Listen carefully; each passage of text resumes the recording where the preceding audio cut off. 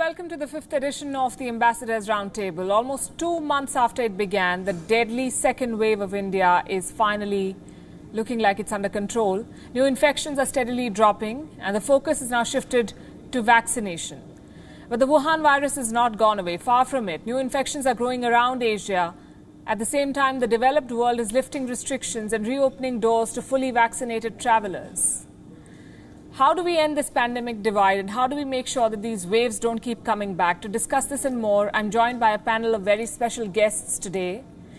We have with us Jassim Ibrahim Alanjem, Kuwait's ambassador to India, Dr. Ali Shegeni, Iran's ambassador to India, and Artis Bertulis, Latvia's ambassador to India. Welcome to all of you.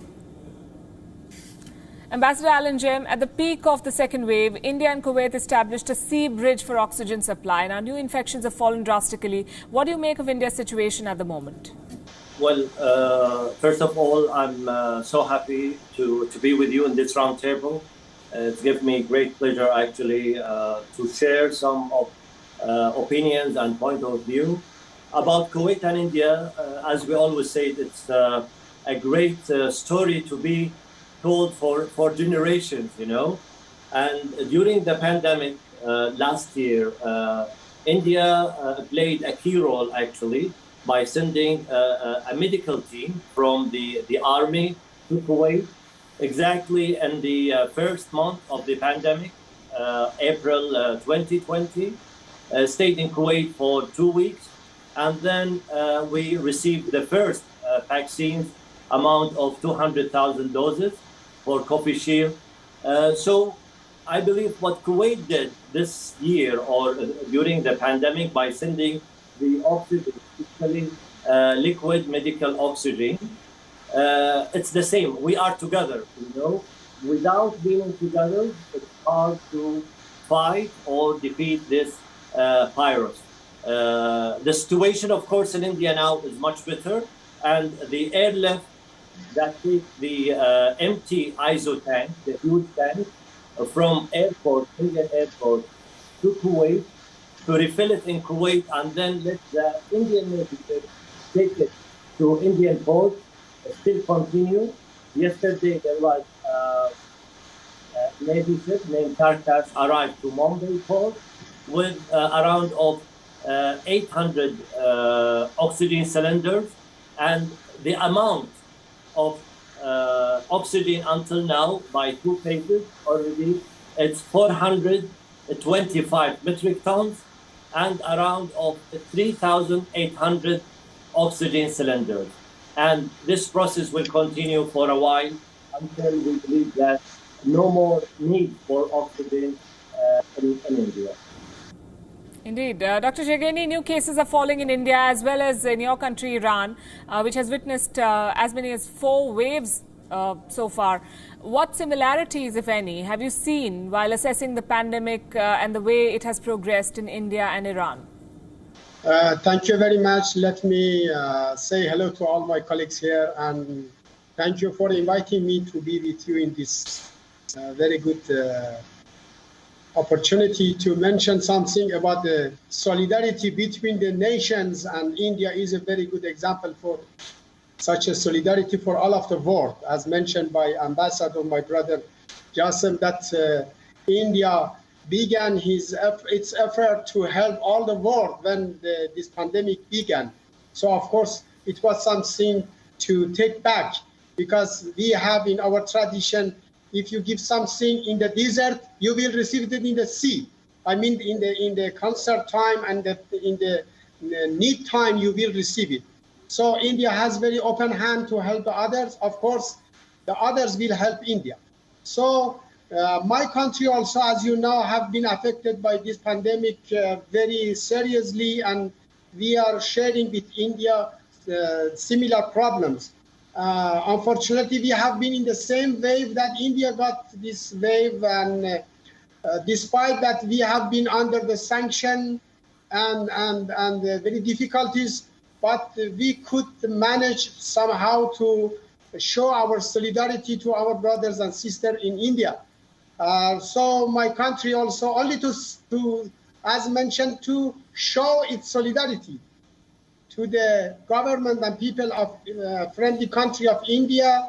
So we have just offered some oxygen concentrated 301 and 17 containers of oxygen cylinder through the sea. That was for the private charities. And within the country, as we could, just only, we also participated in some activity for charity and helping some medicine pack within some charity organization coordination with the government. I mentioned the symbol of some solidarity, and for that, forever. Of course. Ambassador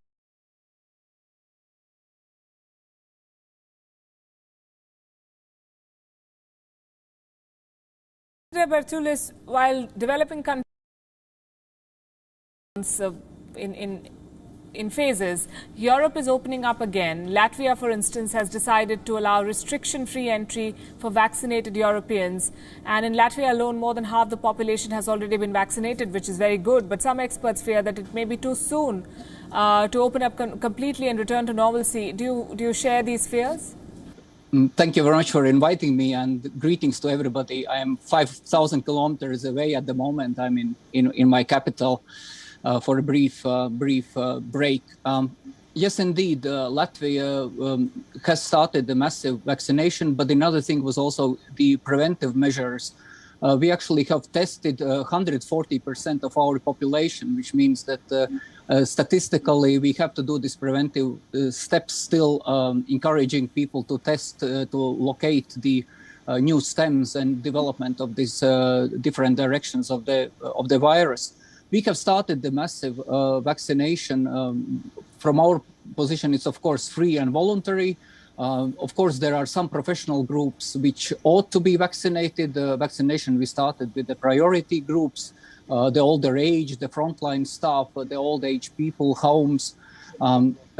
We also have to create the new motivation for the vaccination that we don't only isolate after travel abroad, but there can be also, for those vaccinated, can access the public spaces, the restaurants, cinemas, and cultural events.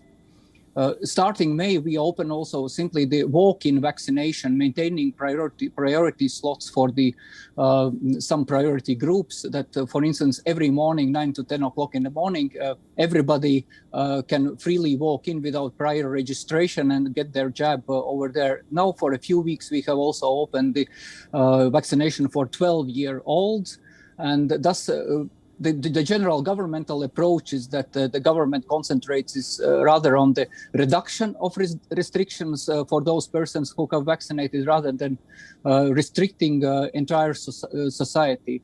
So I think the air travel bubbles will slowly open to the regular travel. We are also very much interested to open that for the Indian students coming to my capital for studies. So we would, in any possible way, we would be very much interested that also vaccination in India picks up, and that very promising news of the Indian government over the last week of hopefully vaccinating majority of the population until the end of this year would be a serious building block for, at least for this stage. Of course, we live in uncertain times. The virus changes, and we will have to look from the scientific point to ensure that revaccinations then are done much quicker and much more well prepared, that the nations and the governments would be much more prepared. But we have enjoyed very good cooperation with the Indian government, and we are happy for the safety and standards that have been that we felt in Delhi. Thank you very much. Ambassador Al-Najm, India's External Affairs Minister Dr. S. Jaishankar is visiting Kuwait. Has the pandemic opened up any opportunities for further cooperation between the two countries, India and Kuwait? Yes, indeed. Actually, the visit will happen, for 3 days, starting from tonight. He will arrive late at 9 o'clock Kuwait time. And of course, we'll start the official meeting tomorrow with His Excellency Prime Minister, delivering a letter from His Excellency Prime Minister Modi, and then a meeting with the Minister of Foreign Affairs and also Minister of Trade. Of course, this pandemic, I always say, we have to open we have to knock the door, even with this pandemic, there is opportunity to encourage investment in vaccines, for example, institutes. We can also exchange our experience. Of course, recently, the Kuwaiti Minister of Foreign Affairs was in Delhi last March. And this is a healthy thing, actually. Too many calls. Two ministers exchanged around 3 calls in 40 days. So I believe we are on the right track for this bilateral relations. And yeah, pandemic offer, opportunity. We have to take it and use these chances to strengthen the relation bilateral and also, the worldwide, actually. And during this vaccines issue, I believe we have to do more progress in a small or in a short amount of time. So recently we were talking about lifting the intellectual of property rights. And only through this step, I think we can receive more vaccines, for vaccines campaign. What India did is really very successfully, not depend only on 1 or 2 type of vaccines. Recently, this Sputnik vaccine from Russia arrived, especially in Hyderabad, I believe. We were talking about Pfizer also to reach India, plus, Covishield, which is in a cooperation with Oxford AstraZeneca, and the Indian vaccine, Covax. So I believe this is the right way, because only through vaccine we can pass this pandemic. Absolutely. Dr. Shegheni, talking about vaccines, India and Iran, of course, pride themselves in developing indigenous solutions, and just like against the virus, how can the two countries work together in particular and other areas in fighting the pandemic in general? Yes, I do believe we have a good cooperation since traditionally with India in the pharmaceutical area and in vaccine. So the two sides are very capable to develop their joint venture and joint cooperation to produce this vaccine. As you know, India has very good capability and capacity. Iran too, because we are also our national vaccines. 5 of them is under development and 3 of them will be released, I think, this month. And until September, some 10 million doses will be out.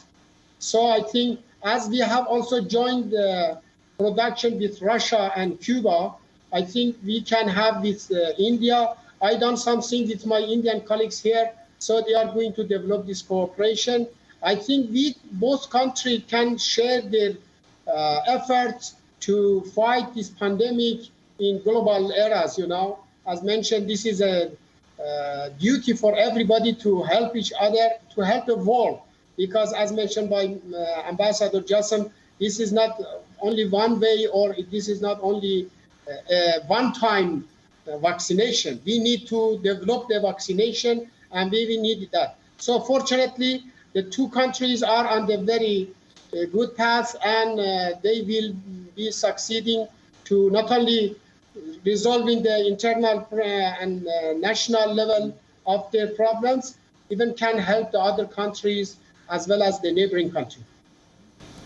Ambassador Bartulis, right now India and South Africa are driving this campaign. They're the driving force behind the petition for a waiver on vaccine patents and pandemic-related medical supplies. The European Union is one of the blocs that is stonewalling this waiver. Even when the European Parliament has backed the idea, why do you think European leaders are opposed to the idea of patent waivers? Well, generally everybody understands that no one is safe until everyone is safe. The thing is about the mechanisms, how to reach this safety. this is not that there would be building some blocks. The thing is that the waiver of the patents is not a kind of solution for the short-term or medium-term solutions. It's the important thing at the moment. We would see that should be organized the complex supply chains, should be enhanced the production in the third countries. We don't see that the patents would be a kind of stumbling block right now as such, as if there was a lack of the knowledge how to produce vaccines. The stumbling block and the things which prevent to speed up the production is the very absence of the appropriate production capacities everywhere, but also to the global scale, but also of the stable and predictable supply chains. European Union, as such as a producer of vaccines, have supported about 90 countries, like India has supported about 19 countries globally providing the vaccines. European Union also has submitted already the proposal to the World Trade Organization, and finding that this would be the best way on the international trade to see how that the WTO would play the central role in organizing the supply chains and the enhancing the production capacities. And one of those things, and including, not rejecting, but including actually this side avenue of the commitments on the intellectual property rights. So it's not really the kind of unilateral general action of the European bloc. We are weaved into the multilateral organizations, and as India is also the very strong supporter of the multilateral diplomacy. I think within the WTO, under the new Secretary General of the WTO, I think we will manage to come to the reasonable and rather speedy solutions on tackling the immediate priorities, which I again repeat is the supply chains and the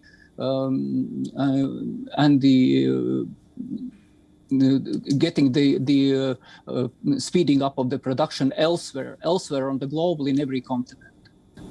Right. Speedy is the key word, because I believe the European Union chief is pushing for compulsory licensing, which is hardly the requirement right now, because we need speed is of the essence, as you said. Ambassador Al-Najim, how worrying are these glaring gaps in the global access to vaccination for countries, especially like yours? Kuwait hosts millions of migrant workers. Well, as I said before, it's only through vaccines we can defeat this virus, and as my colleague, Ambassador of Iran said, it will not fall for this time. It seems that we are going to stay with this virus for a long time. So even this 2 doses vaccine for every person, I believe later on this year maybe we need to get one more vaccine. So it will be just like the flu vaccines, a yearly doses, So again, there is a huge role on the WHO organization. They have to do more work actually, and only in cooperation between countries and this organization. I believe we can do a lot. Kuwait, for example, contributed around $40 million to the COVAX initiative recently, and contribute another $10 million before. So there is a rule, and each country has to play actually and duties to or contributing to others to be together actually in this pandemic. Each country has a role to play. Dr. Shegheni, developed countries have locked up vaccine supplies till 2023. There are new mutations, deadlier mutations and versions of the virus being reported from across the world. Do you feel that this pandemic is here to stay? Or do you believe that the leaders of the world will finally agree to a common approach on how to deal with this?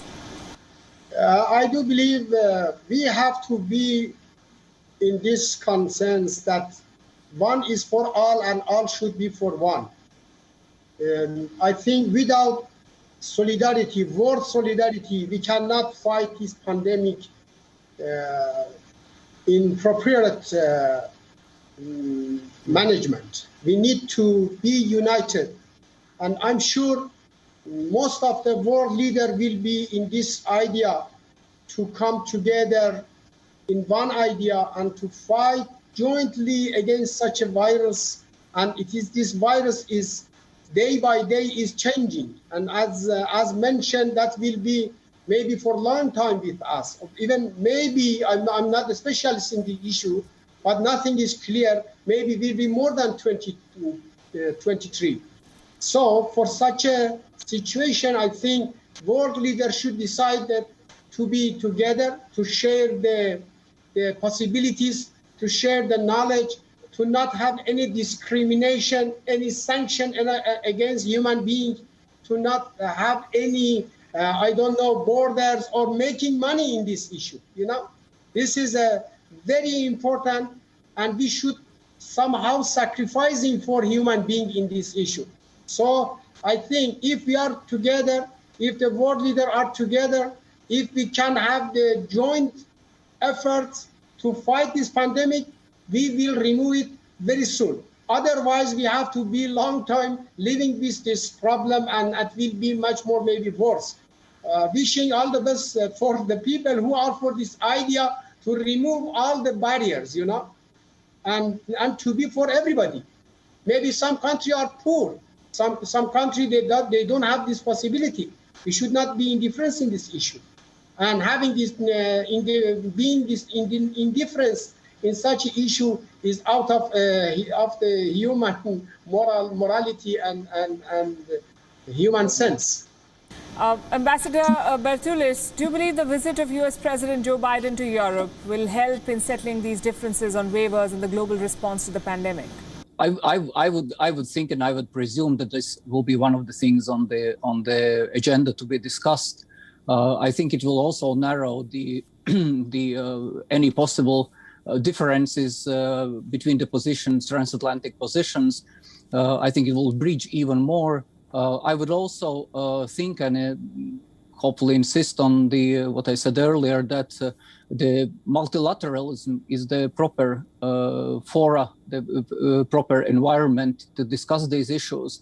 And I would think that now the new position that the US administration is taking also to the international trade and using the multilateralism, the Bretton Woods institutions, the WTO, as one of the very existential and crucial instruments for the development that we discussed earlier, this global posture, the global sense of community, the global sense of responsibility, the helping the others in need. And so I would definitely see that this narrows the Atlantic Ocean, and it will definitely pave the way for the multilateralism again being as one of the decisive tools in tackling such a complex and complicated situations. Yes, and multilateralism, I'm sure you'll agree, will work only when leaders can put international responsibility at par, if not above, national interest. We can only hope that the leaders of the world can arrive at some sort of a consensus and a common approach to beat this pandemic sooner rather than later. Thank you very much, ambassadors, for joining us here. Thank you very much. Thank you.